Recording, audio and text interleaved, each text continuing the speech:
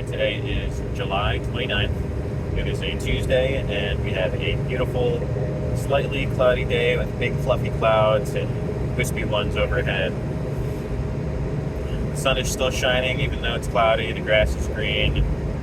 We're about halfway through summer, and I'm glad that I got to experience it. A lot of it out in the garden. The garden is doing really well. It's just kind of chilling. It doesn't really need a whole lot of input from me this time of year, other than picking all the tomatoes that we're getting.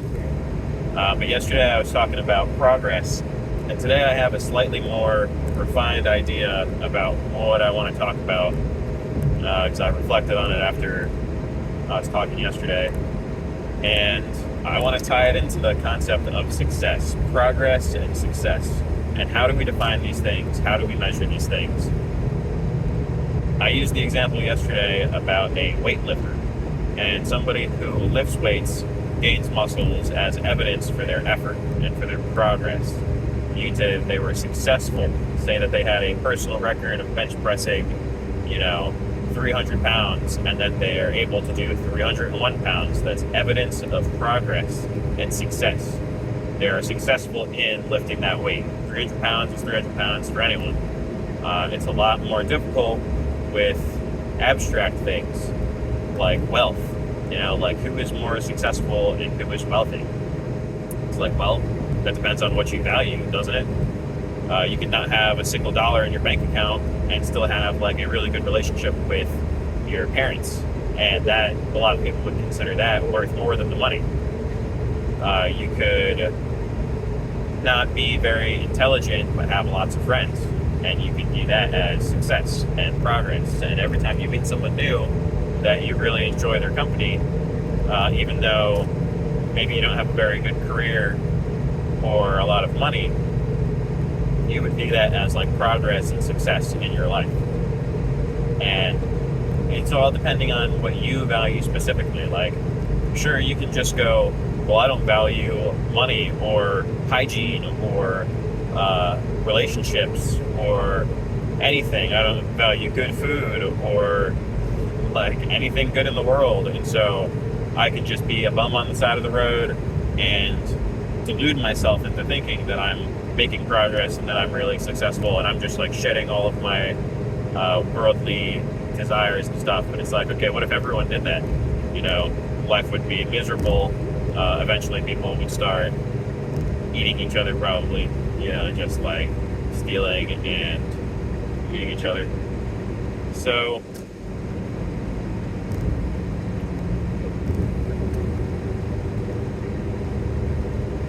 yeah, progress. Like, say I'm a runner and, I run my mile in 8 minutes and I want to get it down to like 7 minutes and 30 seconds. And I work at that and I work at that day after day, morning after morning. I get up and I run and I push myself harder. I push my limits until my heart is pounding in my ears and my muscles ache. And I get it down 7:59, 7:55, 7:45. And then boom, 7 minutes and 30 seconds, with put it all on the line. And I'm like, wow, I succeeded. If you're crazy like me, I've tried a lot of things and I've taught myself a lot of things, and it's been the most difficult thing I've ever done every single time. And my perspective before I can do it is like, how does anyone do this? This is impossible. I don't understand. And then I finally figure it out, and I'm like, somebody asks me like, oh, how do you grow a garden? And I'm like, oh, it's so easy. Anyone can do it. After just years of struggling and making mistakes and killing a bunch of plants. It's the same thing with playing music. It's like, before, when I my first year playing guitar, I literally spent a whole year, because I didn't have any lessons. No one was teaching me. I was just kind of trying things out, seeing what I liked, seeing what didn't work. And I probably learned a bunch of bad habits in that time. But like, it's still worth it even to go throw yourself into something with no guidance and no mentor and no instruction, because even if you learn bad habits, you can undo them very easily if you keep throwing yourself into it and trying your best to make progress and be successful by whatever it is that your standard is. So, like, say they say everyone's born with the same 24 hours in a day. but like immediately you can pick that apart and talk about how that's kind of nonsense. Because some people are born into like super rich families. Some people are born into like families with really great job opportunities, family-owned businesses. Some people are born into families that own lots of land. But I'm trying to tell you, you know, whether it's my own children watching this or just any random person, even if you're born with nothing, there's still a lot you can do and a lot of opportunity that you have in this life, no matter where you're born or what your circumstances are, and to like bettering your circumstance every single day. Granted, it's very, very hard to make $1 from $0. I've done it before, and I understand how stressful it is. I'm not trying to like downplay the difficulty of that. It's very hard to make a friend from no friends when your family doesn't even care about you. It's very hard to build a life from nothing, but it's still possible. There's still like, it really comes down to how inventive you are, how much effort are you willing to put in, how straight are you trying to keep your attitude. You're not going to let minor inconveniences get you down, because if you're at that point where you're starting totally from scratch, everything's an inconvenience. Might as well just accept that.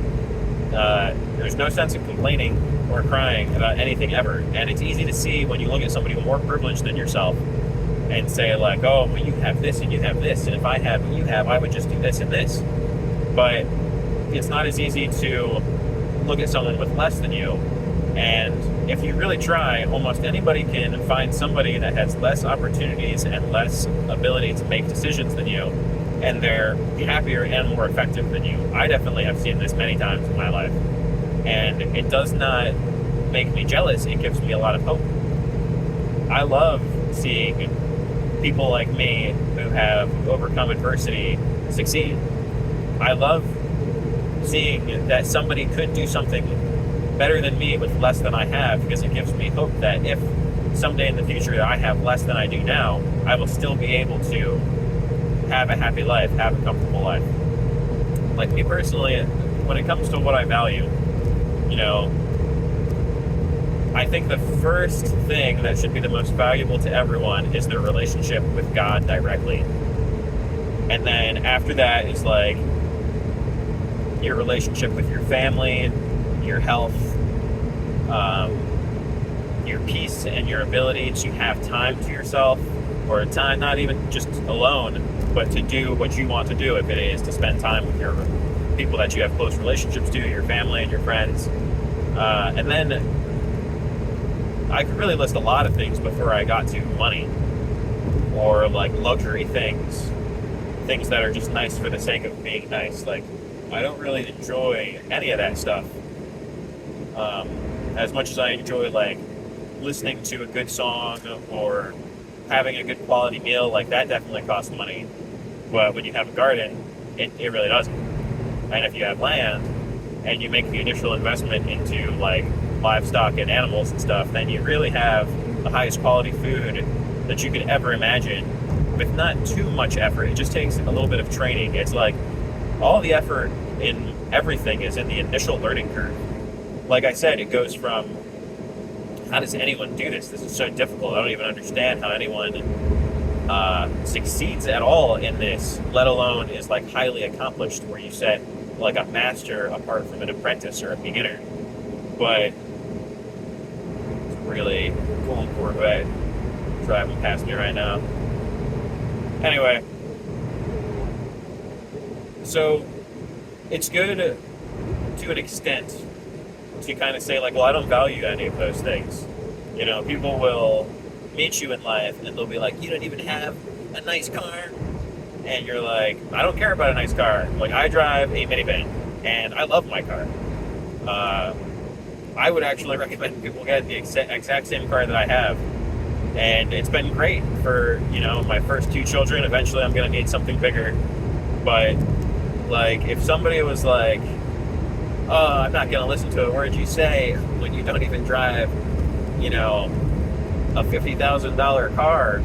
And some people listening to this might be like, $50,000, that's not even very expensive. That's like a 4-person car. But the truth is, in America, you can get a car for like $2,000 that could get you across the country at least once, you know? $4,000, you have something that's going to last you a couple years. I think I paid like $4,200 for this car, and they were asking like 52, something like that. I don't remember. But yeah, it's not that hard to save up a paycheck for a couple months and get a car if you want. And it's going to do all the same stuff. It's going to drive on all the same roads. You know, at like $4,000 will get you a car that can go the speed limit on every highway in America. And like with music now, progress is available to everyone. Like the same level of equipment that can produce the same result as like the highest paid musicians in the entire world is available to the average Joe for, like, I would say 75% as good, like basically indistinguishably as good as the highest paid artists and musicians in the world you can get for less than $1,000 on Amazon. And that's honestly being generous. You could probably do it for like $500 if you were really frugal and like wise with the decisions that you were trying to make. It's all going to come from, you know, like somebody with true talent can just make an acoustic guitar really amazing. And it's like, okay, like once you've put that value into learning that skill,